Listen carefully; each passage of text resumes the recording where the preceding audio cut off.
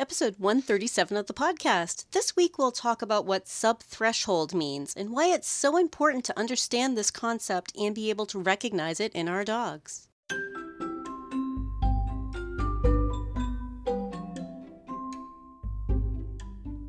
You're listening to the Creating Great Grooming Dogs podcast. I'm Chrissy Newmeyer-Smith. I'm a certified professional groomer, a certified behavior consultant for canines, a certified professional dog trainer, and the owner of Happy Critters in Nashua, New Hampshire. And this, my friends and colleagues, is the podcast where grooming and training meet. I've been grooming, training, and working with people and animals for a long time now. And at this stage in my career, I play a little game when someone tells me that they're experiencing a behavior problem. And the game goes something like this. You tell me about the problem that you're having, and I'm going to guess at what you've been doing. And I usually end up with a person who is shocked that I nailed it.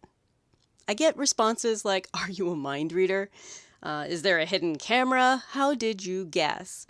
Now, there's no magic in use here. It's the experience of seeing the same situations play out over and over and over again, and over again, and over again. And did I mention over again? Because these situations play out constantly. Different people and different dogs, but a common thread.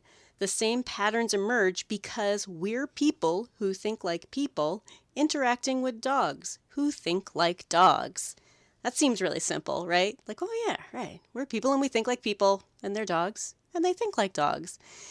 I think we sometimes forget that things that are common for us may be new or scary for a dog. Things that are noisy or vibrate are weird as heck until you know a little bit about it. Holding tools on a body, weird as heck until you know a little bit about it. And it's not just our dogs. Plenty of parents have stories about their babies being afraid of nail trimming, or their toddler being afraid of having their first haircut with clippers or even scissors. And we forget that. I have done nail trims on human infants. My nephew and a girlfriend's son, because it's something that little kids can be really frightened of too. They don't understand what that tool is and what's going to happen, and their response is to become frightened. So it's not just our dogs, but some of the things that we expect them to be able to deal with are so normal for us and not normal for them at all. So, hey, Chrissy, when are we going to get to subthreshold? You told us this episode was about subthreshold, and this is sort of the slow build-up. Now, let's imagine something that may be something a dog finds weird as heck. Okay? I know that's tech talk. Weird as heck. As a groomer or an owner or other pet pro, you're going to try to use this weird as heck thingamajiggy on a dog. I know, so much tech talk. Thingamajiggy, also known as a doohickey or a thingamabob. But we want to start at the point where the dog doesn't show a response. The point where the dog can handle it. The point where it's about as interesting as watching paint dry. That point. That magical piece of seemingly non-behavior is what's known as subthreshold. The definition of subthreshold is inadequate to produce a response. Now, we can also refer to this as the dog's comfort zone, which is defined as a place or situation where one feels safe or at ease without stress. That's the mood or the tone that we want to build on or promote while exposing the dog to the weird as heck thingamajig. Now, to make this even easier for us to watch for and to understand, I've been calling it calm, comfortable, and cooperative. And as humans, I think we find the process counterintuitive to start where the dog can handle it and try to keep them there. We tend to think that nothing is happening, so we push until we see the dog having a hard time, till we see the dog having a little bit of a struggle or having some difficulty, and we try to work at that point. And, well, whoops, it happens all the time. That's the wrong point. We're already past their threshold. We want to be subthreshold. And it's one of the ways that we accidentally create the very behaviors that we don't want. And from my point of view, as an adult who is still the 6-year-old who always asks why and constantly overthinks everything and is a behavior geek, from my point of view, and hopefully yours soon, as you start to know to look for it, it becomes so predictable and obvious when you learn to spot this. When you start thinking, I want him to be comfortable the entire time. Subthreshold, at a point where they're not responding, and then build on it to find their comfort zone, that place where they can handle what's going on, and build on it, and build on it in a way that never pushes them to the point that they can't handle. So when you're thinking about subthreshold, you're in the mood of trying to help this dog relax and prevent behavior problem. Prevent fear, prevent frustration, prevent anxiety, prevent behaviors that we don't want, and to just, let's just gradually get you used to something that might be weird as heck, this weird thingamabob, or something weird that I'm gonna do. I know, so much tech talk this week. But keeping it subthreshold is important, and building on what they can handle. Like I said, if you're doing it right, it's about as interesting as watching paint dry. And I can't tell you how often I'm grooming at someone's house, because I'm house call. I'm grooming at someone's house and they're like, but I mean, nothing's happening. Yeah, and that's why it's counterintuitive to us as people, because it looks like nothing is happening. But what's happening is this wonderful, delightful behavior of just being calm around it. Ideally, it's not something that they're going to be worried about. So when I'm at somebody's house and we're building on something, and I might notice how many repetitions I'm doing or how much I've pushed the boundaries of what this dog can handle, but the owner is just seeing, he's so chill, I guess he doesn't worry about you. Or he's so chill, it must be because it's house call grooming. But not seeing that he's so chill because I pulled that tool away without even turning it on. I approached slowly. I put it close, pulled it away. Pulled it close, put it away. Turned on the sound, turned off the sound. Like I build on things slowly while trying to keep the dog at the point where nothing is happening. Subthreshold. It's beautiful. It's wonderful when you see it. Subthreshold, and it looks like nothing is happening. Now, those same owners, when I tell them, but think about it, a minute ago, you just told me that you can't show him a pair of nail clippers without him having a meltdown. Whereas I showed him a pair of nail clippers, and now I'm clipping his nails, and he's being calm for me. It's not provoking a response at all because I did it gradually, because I kept him at the point he could handle and expanded his comfort zone.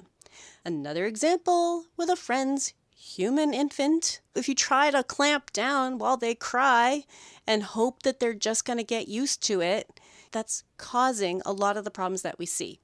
So again, when people tell me they're seeing a behavior problem, and I play my little game, tell me the problem you're having, and I will guess at what you do.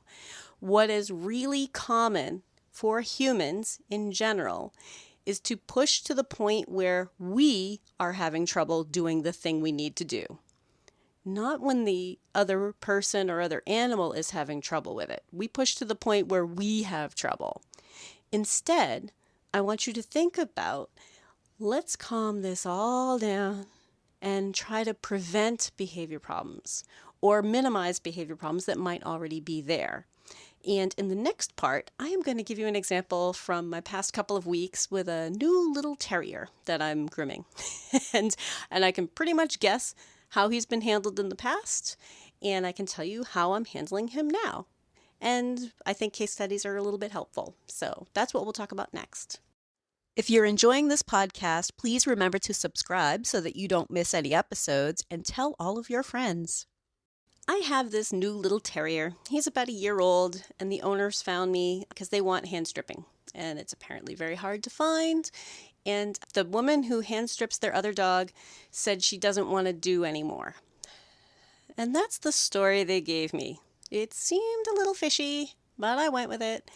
So I get to their house, and I'm going to hand strip this pup who has been groomed but not hand stripped at all. So just purely baths, brush out, nails, things like that.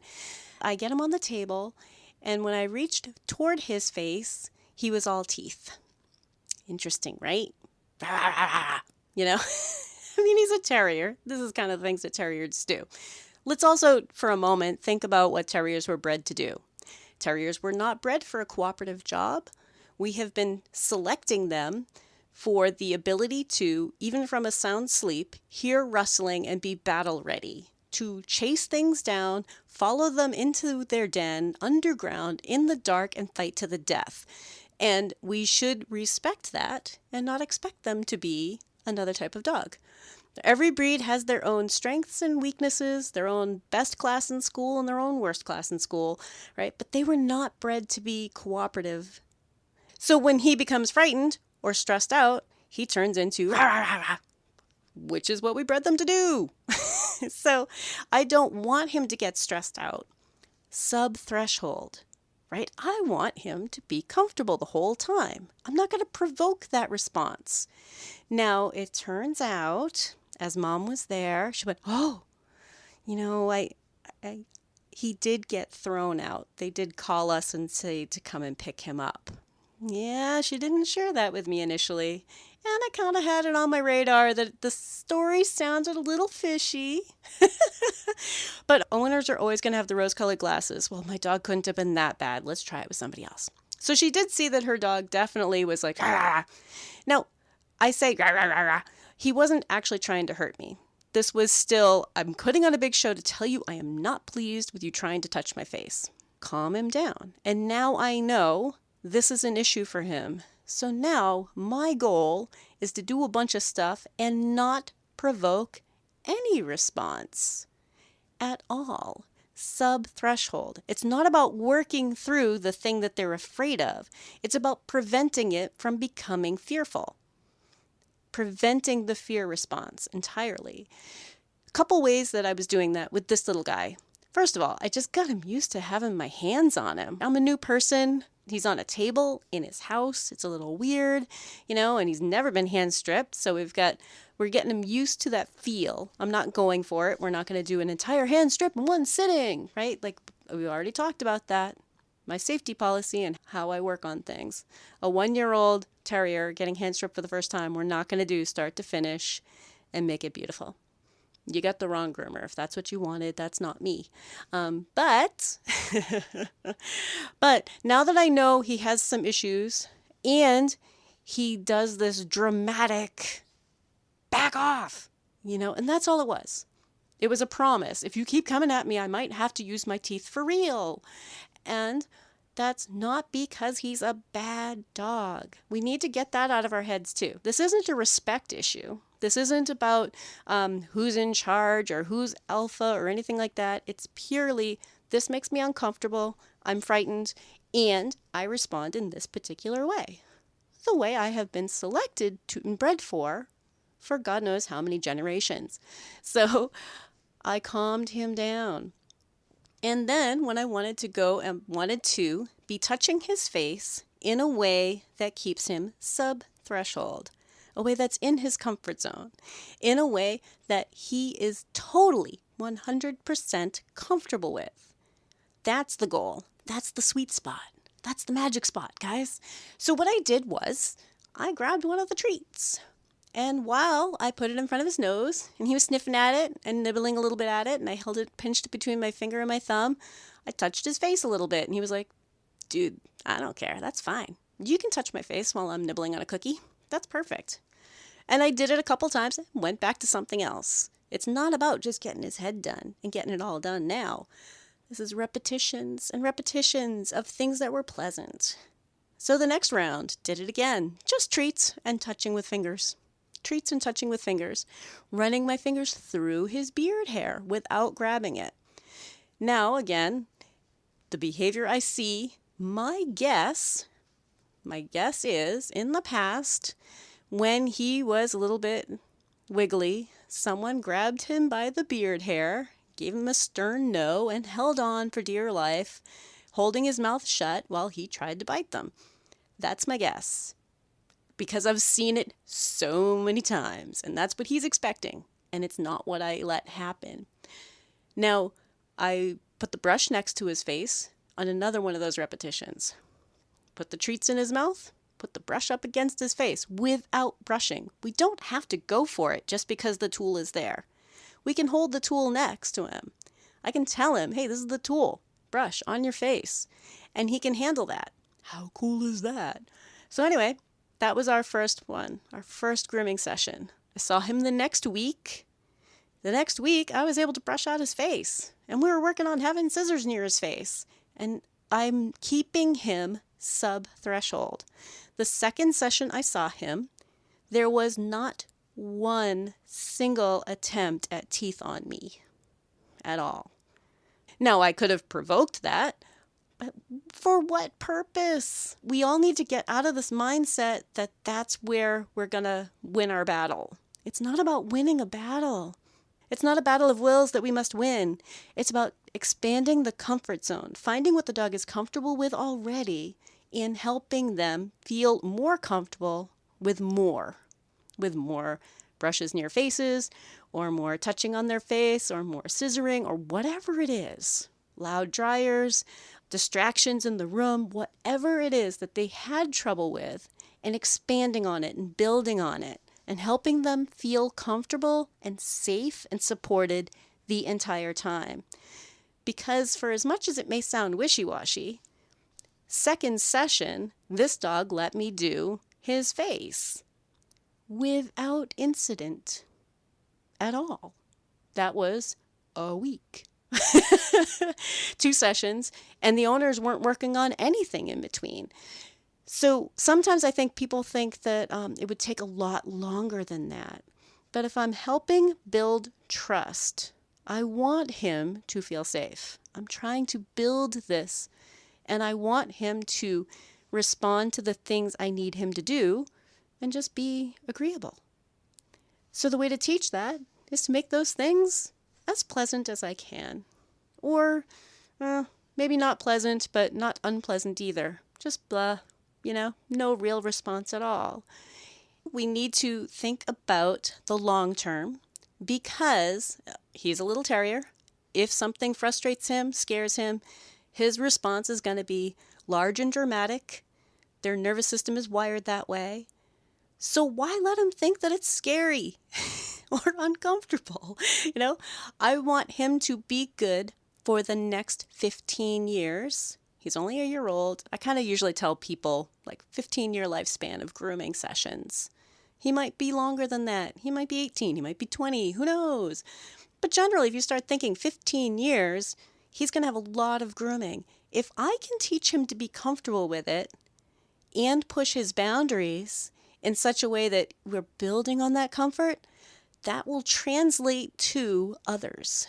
So when these people go to Florida for the winter, my hope is to find him somebody who's going to continue that process, but also to have him have an entirely different baseline feeling about people touching my beard, people touching my face, and brushes near my face, so that he's much more comfortable with it, so that they don't feel the need to grab hold of his face and give him a stern no and get into this battle of wills, which we as humans do.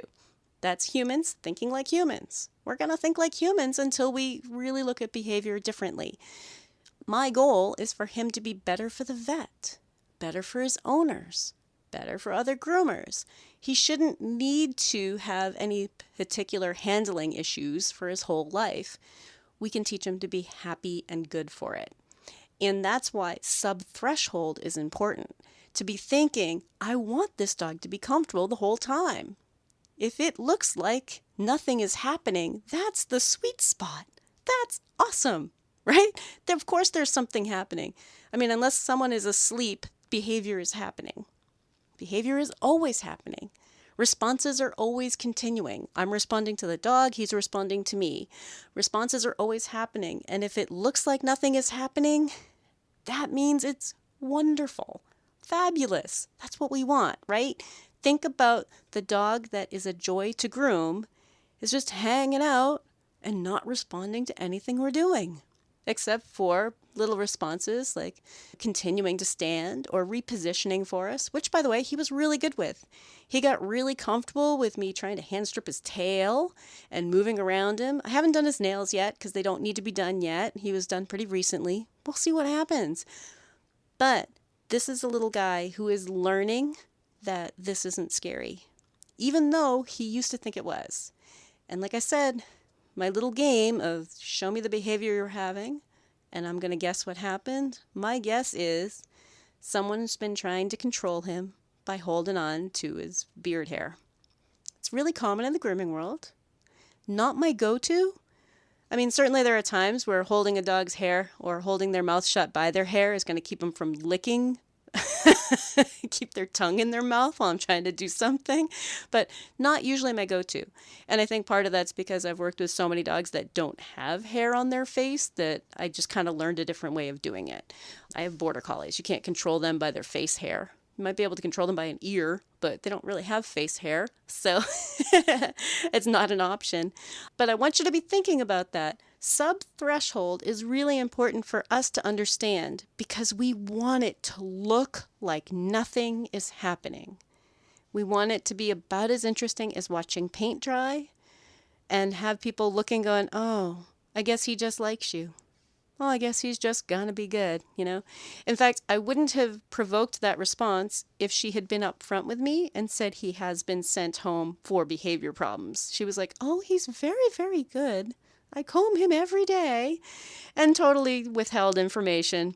Luckily, he's not a dog who actually wanted to hurt anybody, but I wouldn't have provoked the response. I would have tried not to if I had known. Once I knew, I didn't provoke the response again. I kept him sub-threshold. So little things for you guys to think about are, is this dog calm, comfortable, and cooperative? And am I helping him cope, or am I trying to make him relax from being scared? Those are very different things. If he's scared and he's stressed out and we're just like, oh, and just keep moving the tool over him and, you know, get the vibration going. That's what owners do and create monsters. They go home and they're like, I don't know, they told me to get the brushes on him. And then he comes back and he's a crazy dog with the brushes because they've been tormenting him with tools. We're not trying to torment them with tools. We want it to be as interesting as watching paint dry. It should be calm. It should be totally within their comfort zone and sub-threshold. If you'd like more information, you can find me at Chrissy@happycritters.net, happycrittersdogtraining.com, or you can join the Facebook group, Creating Great Grooming Dogs podcast, or the Facebook page, Creating Great Grooming Dogs. I really look forward to hearing from you. If you're ready to go beyond the podcast, and I hope you do, I've made it really easy for you. If you go to creatinggreatgroomingdogs.com and click on your next step, you'll see all of the options. There's the Scholar Lounge community, there's the Modern Grooming Professional certification, there's Master Canine Stylist and Professional Canine Stylist diploma testings, there's the Behavior Lab for coaching and private one-on-one sessions with me, and of course the Master Groomer Behavior Specialist program. So go to creatinggreatgroomingdogs.com and click on your next step.